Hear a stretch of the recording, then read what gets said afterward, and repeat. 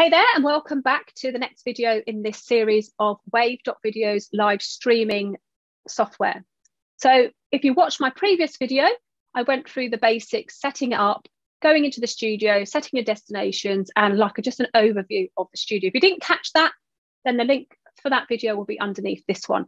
In this video, I'm going to show you how to set the scenes inside of the Wave.video live studio. And the scenes are what's going to make your live stream go from basic to amazingly professional, mind-blowingly fantastic. My name is Anita Wong, and I'm a digital visibility strategist, and I help you to understand how to use the tools at your fingertips to get the visibility you and your business deserves. Don't forget to hit that subscribe button if you want to find out more great videos about Wave.video and also Facebook and Instagram marketing and being visible and growing your audience. So let's just share my screen and let's jump straight into this one. So I'm going to come in where I left off on the previous video. This is the Wave.video live streaming tool. If you're not familiar with it, you can sign up for Wave.video. I've got a link under this video. You can start for free. You can actually have live streaming for free up to 1 hour, 2 channels, 6 guests. So it's definitely worth giving a go if you've never experienced the live streaming option inside of Wave.video.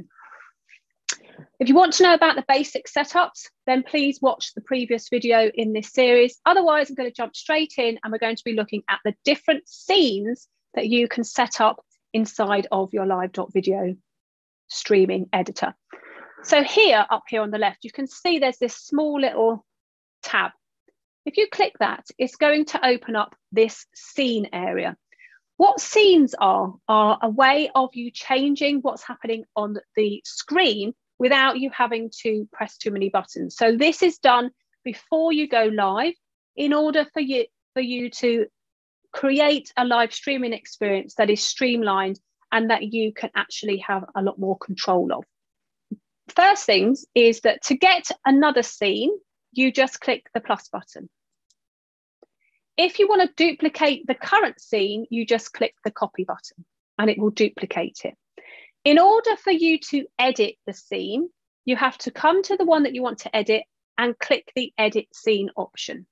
This will immediately flick to that scene. Now, as you can see, I'm not on camera. The camera's not showing, and it's not showing here, but it is down here because I've got a camera source. So I'm going to show that on my screen. Now, if I want to make it so that I'm sharing my screen perhaps with something, so in other words, if I want to share a PowerPoint or a slideshow or another browser tab, all I need to do is, first of all, I'm going to just take this browser tab out and move it here. I click the share button and I click share screen. When I click share screen, it's going to show a pop-up window, which you might not be able to see. So I'm going to quickly take a screenshot of it. And you'll be able to see the options. So you can see that you can do the entire screen. You can do a window and you can do a Chrome tab. So I'm just screenshotting these so you'll be able to see these screenshots up on the video whilst you are listening to this. So choose something that you want. So I'm going to just grab this other window and I'm going to click share.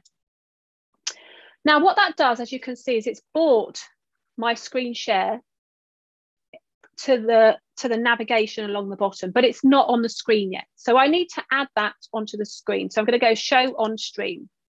It's automatically going to just default to a standard layout. Now, as you can see along here on the right, the layouts with what's going on are these ones at the bottom.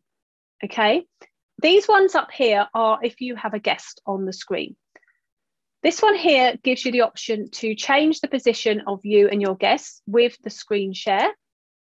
And this one here gives you the circle option where you can put the circle to the right, to the left and above. So you can decide how you want it to be.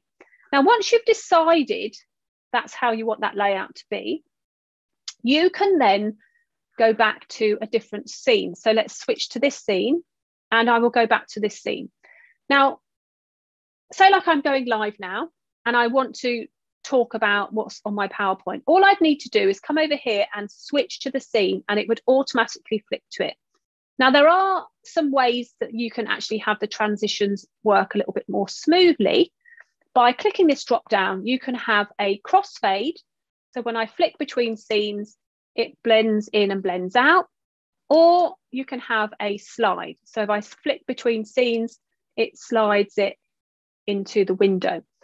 So as long as you set the scenes up before you go live and you keep the windows open that you want to share, you can just keep adding and adding and adding. Now, obviously, depending on the plan you're on, so let's just jump back to the pricing. For the free plan, you don't get the scene options. So live streaming scenes are on the paid plan and the business plan. So you can just add on more. So if I click on add on, I might want to add another camera.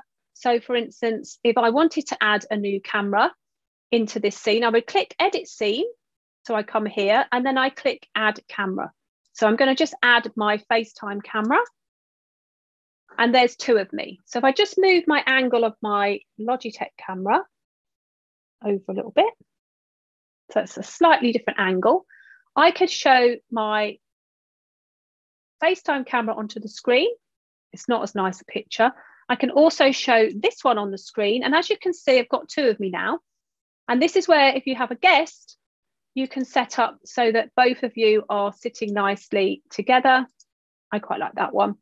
And then once that scene is ready and set up, you can just switch to that scene, and that's the one that you'll be working on. So when I'm talking on my own, I could just go back to me. And then maybe if I want to talk about using a second camera, I could give you some examples using the second camera. So you see how it all works out.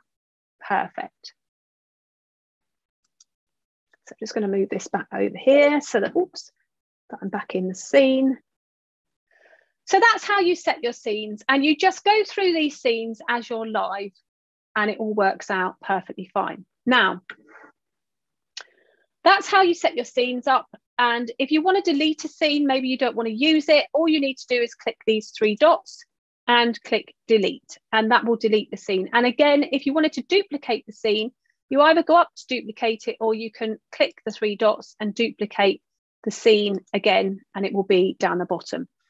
You know that the scene that you're using is active because you have this red line that says on screen. When you flick between, the on screen shows up automatically on the left for you. Okay, so that's how you create your scenes inside of the Wave.video editor. I hope you found that useful, and I really, really, really look forward to seeing the scenes that you create for your own live stream. So don't forget to tag me in those when you go live on Facebook or YouTube. I'd love to see how you're using Wave.video to create your live streams and those scenes. My name's Anita Wong. This is part of a series of videos I've put on my YouTube channel. If you haven't got Wave.video and you want to sign up for it, there's a link below this video. Don't forget to give me some love by giving me a thumbs up, and do subscribe to my channel because it helps me as my YouTube creator. Thanks very much, and I will see you in the next video.